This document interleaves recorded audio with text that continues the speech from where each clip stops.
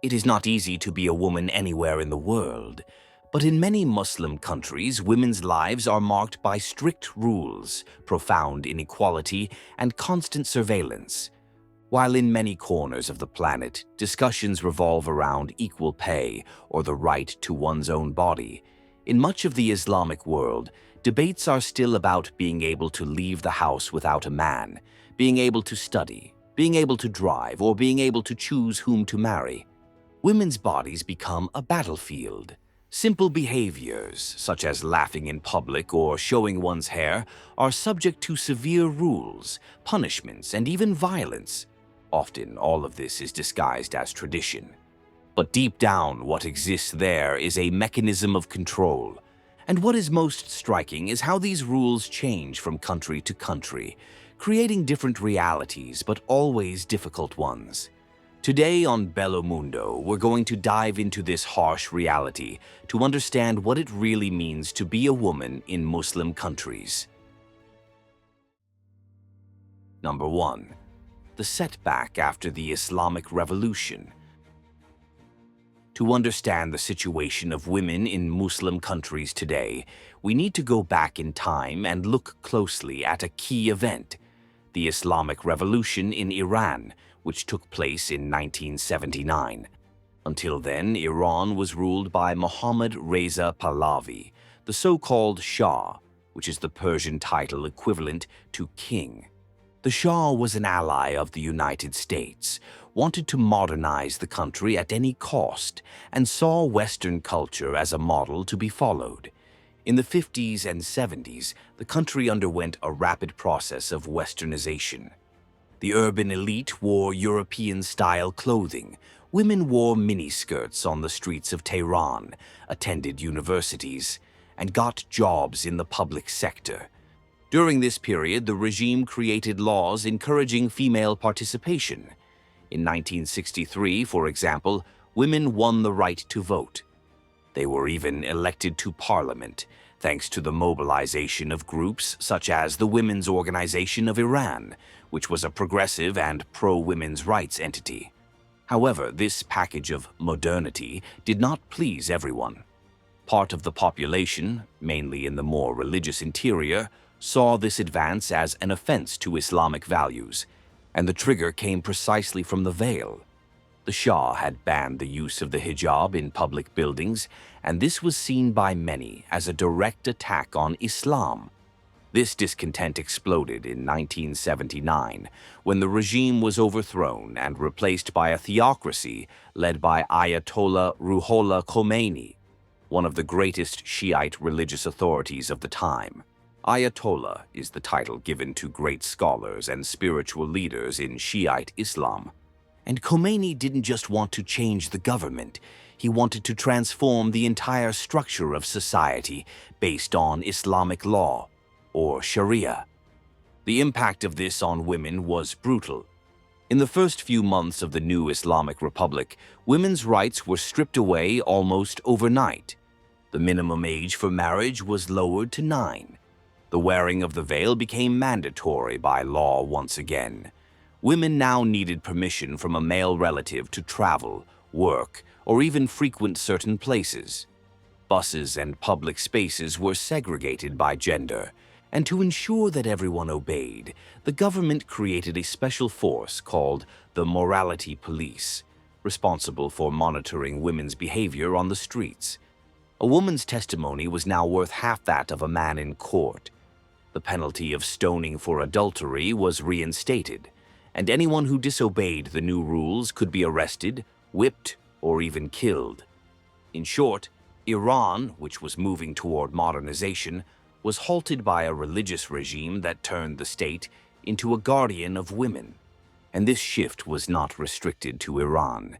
It ended up inspiring several other Islamic governments to adopt similar policies in the following years, a kind of standardization.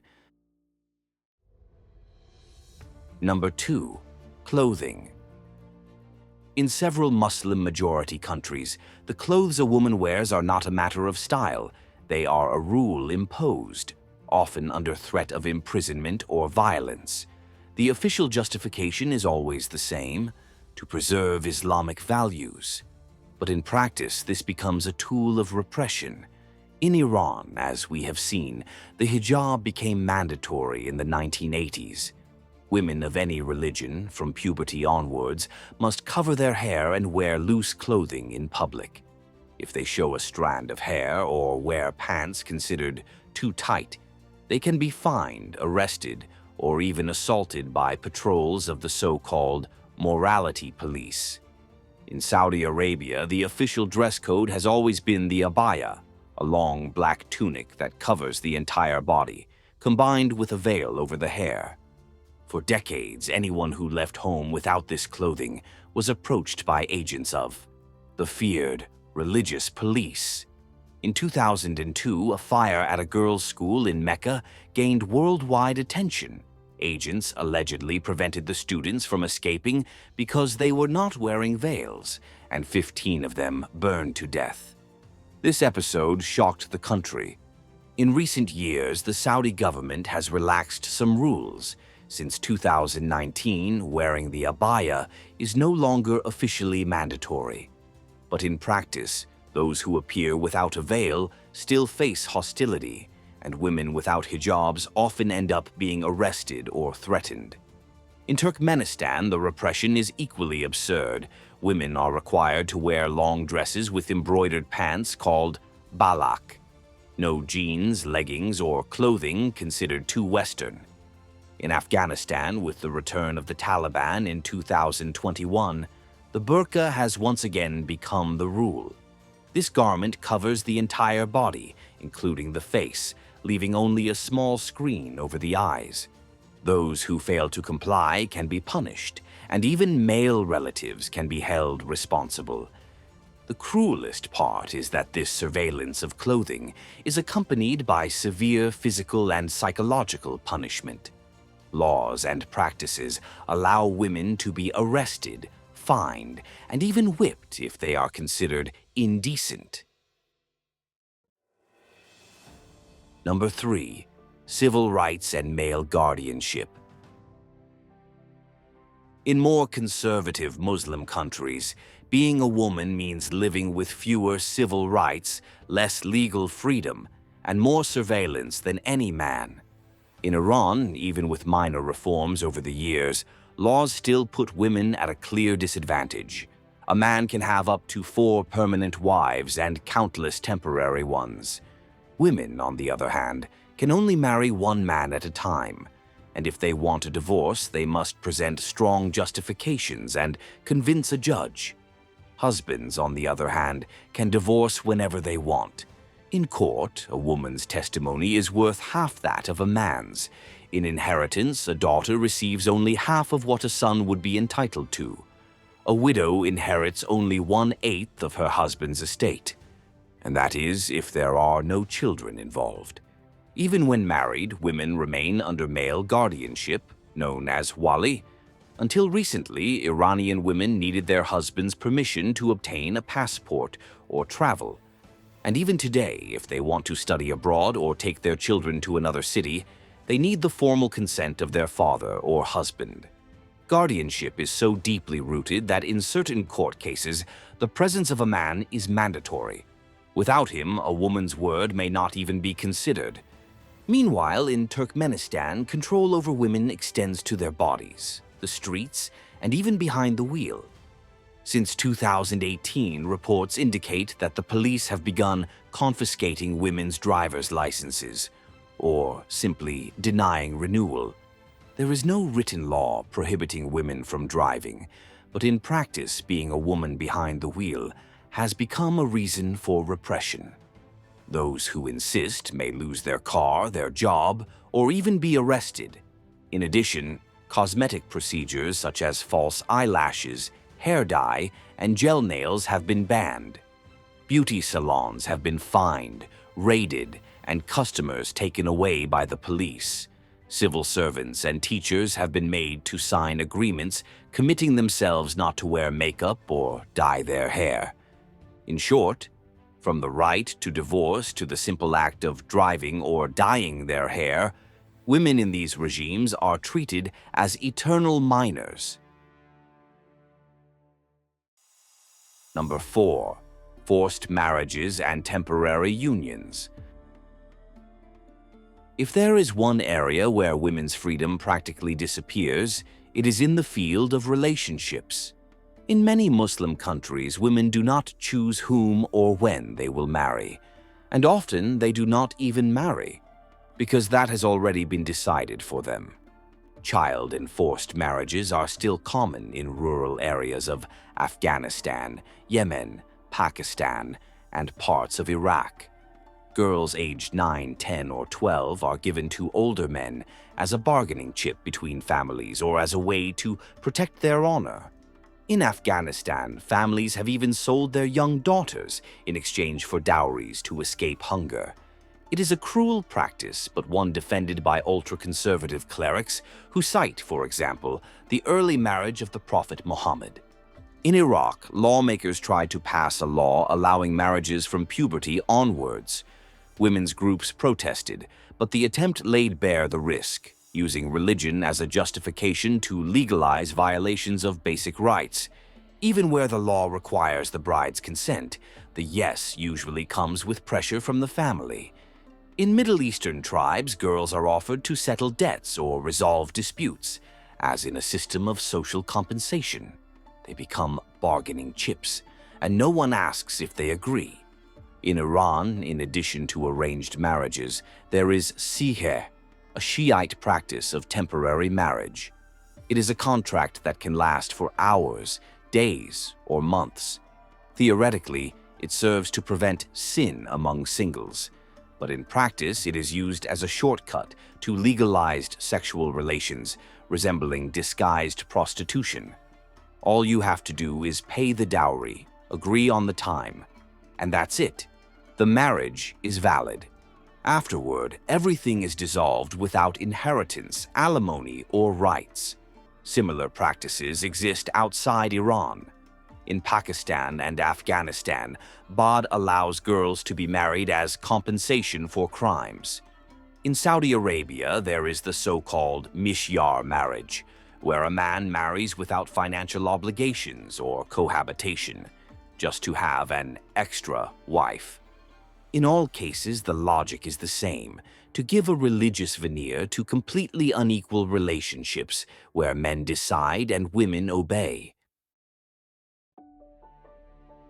Number 5. Denied education and barriers at work. When it comes to restrictions on women's lives in the Muslim world, Afghanistan is the most brutal example. Since the Taliban returned to power in August 2021, women have been living under true gender apartheid. They are forced to cover their faces in public, cannot travel without a male family member, and are prohibited from attending parks, gyms, sports centers, and even beauty salons. Girls can only study until the age of 12, and universities have been completely closed to women. Most jobs are also off-limits. They are only allowed to work in health-related sectors, and even then, only under certain conditions. Women's public life has been virtually erased. A woman who goes out alone on the street can be arrested, humiliated, or even assaulted. Outside Afghanistan, the restrictions are less explicit, but still strong.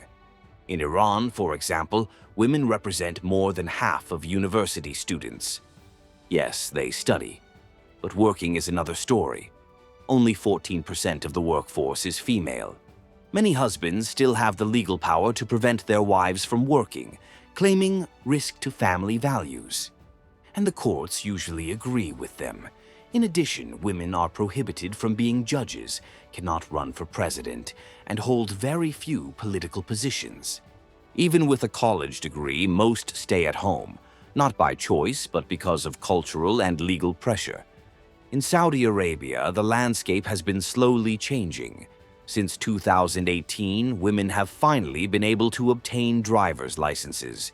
In 2020, they already represented 1/3 of the country's workforce. But they still face obstacles. In many jobs, permission from a father or husband is still required, and professions such as taxi driver, pilot, or police officer are still almost inaccessible. And in order to keep their jobs, many adopt acceptable behavior. They avoid talking to male colleagues, continue to wear the abaya, even though it is no longer mandatory, and avoid any behavior that could be seen as disrespectful. If everything seems absurd so far, believe me, it can get worse. Number 6. State violence and corporal punishment. In several Muslim-majority countries, especially under authoritarian regimes or strict interpretations of Sharia law, the repression of women goes beyond laws. It materializes in the form of institutionalized physical violence. We are not just talking about prohibitions or behavioral control. We are talking about physical punishments imposed by the state itself, as a form of punishment and, above all, as a method of collective intimidation. It is common to find laws that impose severe penalties for moral crimes. In some criminal codes, relationships considered inappropriate can result in extreme punishments, including medieval methods that have been abolished in much of the modern world, such as imprisonment, flogging, and even stoning. The main point is that punishments are rarely applied fairly between genders. Theoretically, men are also subject to the same rules. But in practice, it is women who suffer the most, whether because they have less of a voice in the courts or because they are in a more vulnerable position. In these countries, women can be arrested for moral reasons, such as attending parties with people of the opposite sex, dancing in public, not covering their bodies adequately, or even wearing makeup considered inappropriate. In several documented cases, the mere presence of a woman outside her home without a male companion can be grounds for arrest. And when they are detained, the scenario becomes even bleaker. There are reports of women being sentenced to physical punishment in public, in town squares or stadiums, as a form of re-education in front of society. In certain countries, these punishments include the use of sticks or belts, with dozens or even hundreds of blows administered in front of silent audiences, religious authorities, and cameras. There is also the reality of women's detention centers, places where there is often no fair trial, where women are kept in inhumane conditions, deprived of basic care, and without guarantees of defense. In certain regimes, even activists fighting for minimal rights, such as studying, voting, or choosing their own clothes, end up imprisoned for inciting disorder. Inside these prisons, there have been reports of prolonged isolation, physical and psychological abuse, and complete neglect of the inmates' health. But the cruelty goes beyond the prison walls. In some tribal regions, there are cases where families act as if they were courts, imposing extreme punishments when they believe a woman has dishonored tradition. And most alarmingly, even when these actions are completely outside the law, the state often turns a blind eye or applies symbolic punishments to the perpetrators. Yet, amid this scenario of oppression, thousands of women continue to resist.